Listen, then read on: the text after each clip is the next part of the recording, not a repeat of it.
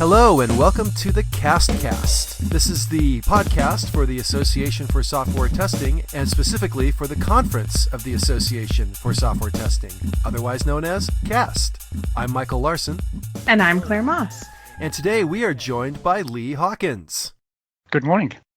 So, Lee, we like to start off the podcast by giving an introduction to our guests and get to know a little bit about your origin story, so we're hoping that you could do that for us. Sure. My origin story in testing starts pretty much when I arrived in Australia. I'm not originally from Australia. I'm originally from the UK. I migrated to Australia in 1999. I was kind of fortunate that I did that at that time because it was right at the height of .com here, so there was plenty of IT work around. So I was really just looking for my first job in Australia just to get some runs on the board. So I was applying for lots and lots of different sorts of IT jobs. And one of my first interviews actually was at the company that I'm still with, Quest Software, where I interviewed for a job as a technical writer. While I was there doing the interview for a technical writer, they said, we're also looking for some testers. So do you want to interview for that as well while you're here? So I said, yeah, cool, I'll do that. So I guess obviously I didn't get the job as a technical writer and I got the job as a tester. So that was my first sort of foray into testing. I didn't really know much about testing, to be honest, at that point. I'd been a developer for a few years in the UK before I moved to Australia. So I guess I got some kind of idea of what testing was about, I thought. So there we go. Mid-1999, I was suddenly a senior tester at Quest Software. So I guess it kind of wasn't a career choice at that point at all to go into testing. It was really just trying to get my first job in a new country, trying to settle in a little bit. I've been there ever since in various roles in the same company. Fantastic. I guess we should probably also make a notice of the fact that you are also the program chair for CASTx 2018, correct? That is correct. I was pretty shocked to be invited to do that job.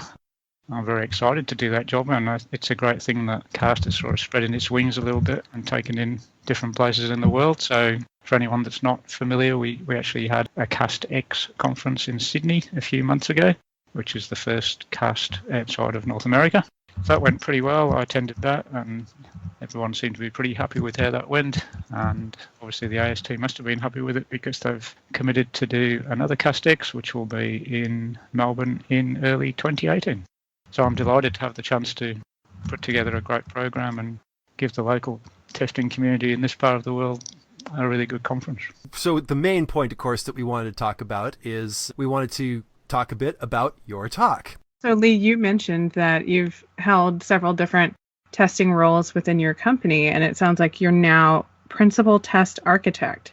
So I've recently been looking into different roles that I might take on and was talking to a friend about the test architect role, which I've never actually seen in my employers, but he described it as mentoring multiple teams. Does that fit with your experience? That's a really good question because this is kind of why my talk came about, actually, is because everyone I spoke to that either had heard of test architects or was one all had very different ideas about what it was.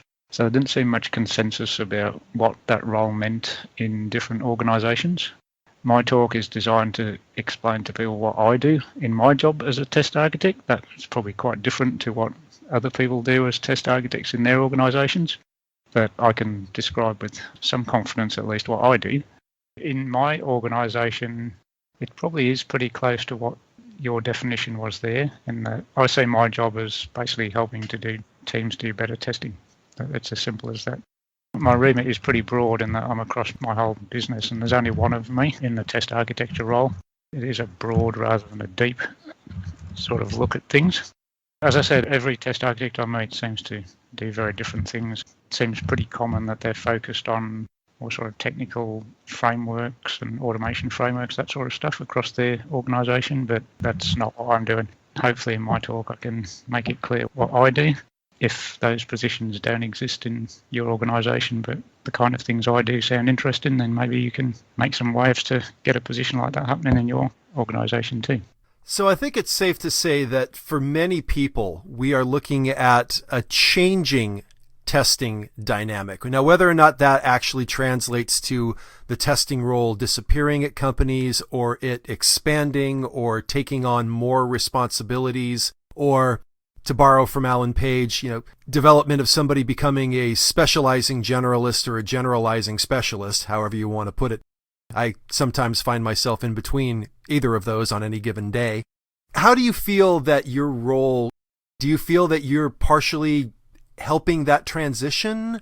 We don't have a testing coach role within my organisation, so I sort of fit a bit of what testing coaches do in other organisations I've talked to.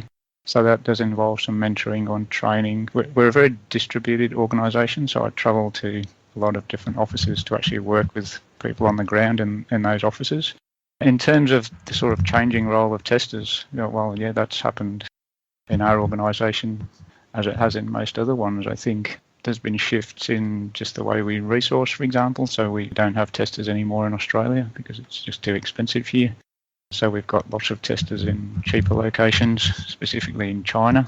So I've got a very big testing facility there. There's a shift in where the work is done, and definitely a shift in the type of work that people are doing.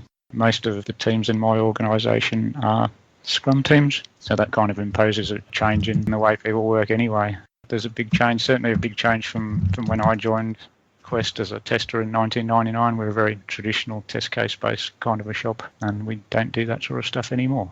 Part of my talk is also getting the idea across that testing is a long-term career, in my opinion. I don't think testing is dead or any of this stuff. You can have a pretty rewarding and varied career if you stick in testing.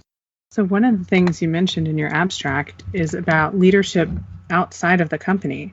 So obviously, if you're involved in the CASTx conferences, you're getting out there and engaging the community. How does that interact with your test architect role? I guess that's come about in the last few years, and that I've broadened my sort of sphere of influence a bit outside of just my organisation. So I do try to get involved with community a lot more than I used to. So peer conferences and meetups and all that kind of external sort of promotion, I guess. Doing things like blogging and tweeting about testing and making myself a bit more known and a bit wider sort of influence than just within my own organisation. I found that really valuable. Actually, I think that helps my organisation as well, the fact that I do that externally. So I do like that community-based sort of way of spreading the word about testing. So I think CASTx 18 will definitely help that within the Melbourne community.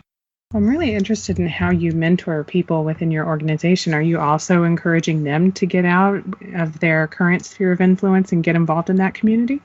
Yeah, that's a good question, because most of my testers are actually outside of Australia, so it's kind of tricky, actually. So a lot of that is remote mentoring, particularly with the teams in China.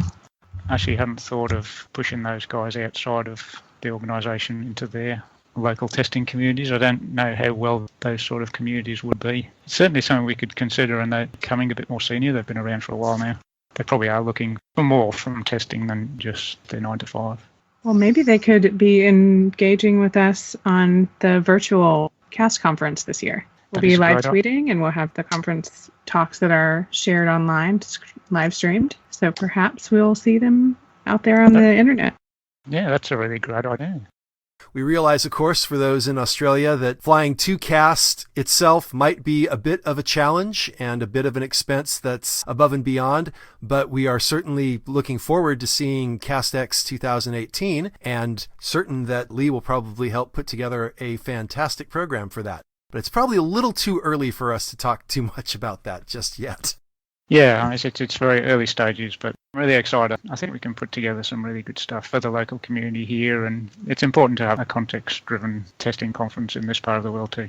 Well, we are excited to hear your talk and to get to know more about you and see you in person. And for those who would like to also see Lee in person, again, we want to encourage everybody to go to www.associationforsoftwaretesting.org, click on the CAST 2017 link, and sign up. And just as a reminder, we've been told that the early bird rate has been extended out to June 15th, so you have 2 more weeks to take advantage of that lower rate, so don't miss it.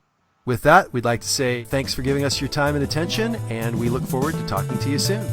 Thanks very much, Michael. Thanks, Claire. Thanks, y'all.